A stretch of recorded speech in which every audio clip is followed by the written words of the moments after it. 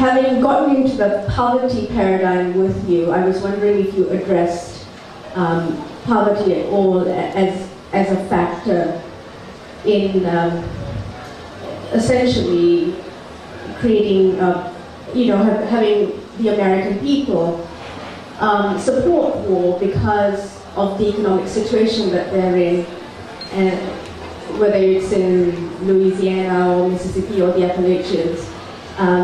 Like you said, in the 60s, there was this groundswell of opposition to war, but it came, it was at the end of a very prosperous era.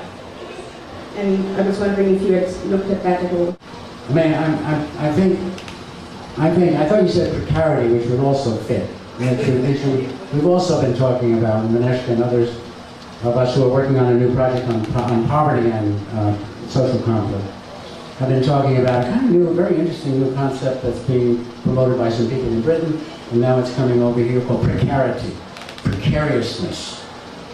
That if poverty, if people who are actually in poverty are sort of the core group, and there's this large penumbra of people around that core whose situation is precarious, who think that they might well fall into the same black hole that swallowed up poorer people, and that's presenting a whole new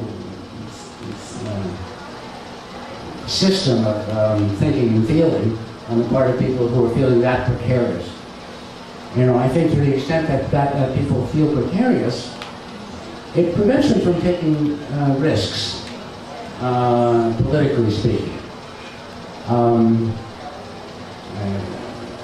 Why come out in the street? I mean, why get arrested? And why take the chance of getting arrested? And I remember when I was going through, when I was involved in the anti-war movement in Chicago in the late 60s and early 70s, and it was almost a full-time occupation for me, although I was teaching at the same time. I had a job, I was teaching. So I could go and do this. I also had a law degree. If things really went there, I didn't want to go back and practice it, but I could. There was a kind of cushion there, which enabled me to take some risks, including, some fairly crazy risks, I guess. And it's very hard for people, I think, nowadays, when a job is a real problem for everybody. Finding a job.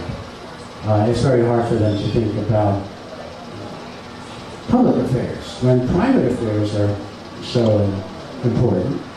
And it's very hard to think about risking what little security people may have.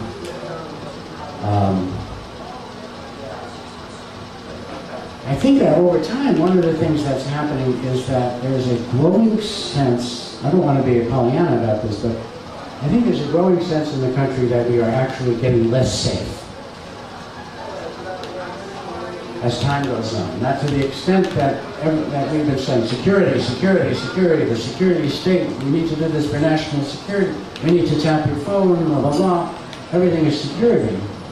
And if you ask people the question, well, do you feel safer now than you felt last year or than you felt, 5 years ago? I think for lots of people the answer is no. That they don't feel safe. The latest headlines suggest they're not safer. And one of the things, I don't know, maybe this will be my closing statement, I'm getting tired, but one of the things I think would be worth us thinking about would be, if, God forbid, we get attacked again, which could take all kinds of forms. It could be a truck bomb in Times Square or in McPherson Square. Could be an attack on a mall. And who knows what. The reason we haven't been attacked, in my opinion, up to now is that the other side hasn't wanted to attack us. It's not that the security measures are so perfect. But if the time comes when the decision is made by enemies of the U.S. to attack the U.S., and if we do get attacked, then what? What happens? Do we go we go crazy? Huh? Do we go crazy? Do we raise a 1 million-man army and send it to the place that is identified with the attackers? Do we,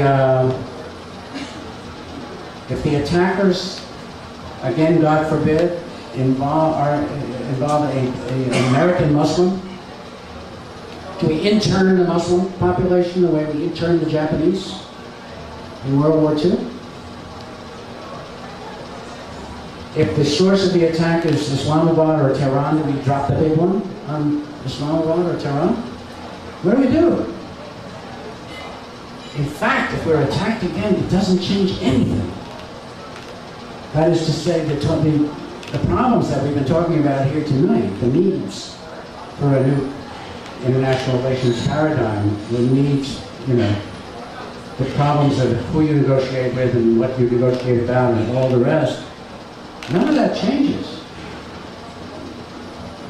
But there will be a powerful impulse on the part of people who feel they have something to gain, or who simply can't think outside the box. There'll be a powerful impulse on the part of lots of people to militarize, unify the country, militarize the country, turn the war on terrorism into a real war. And if that happens, get ready to be in a risky opposition. For those of you who could agree with anything I've said so far, get ready to take some risks.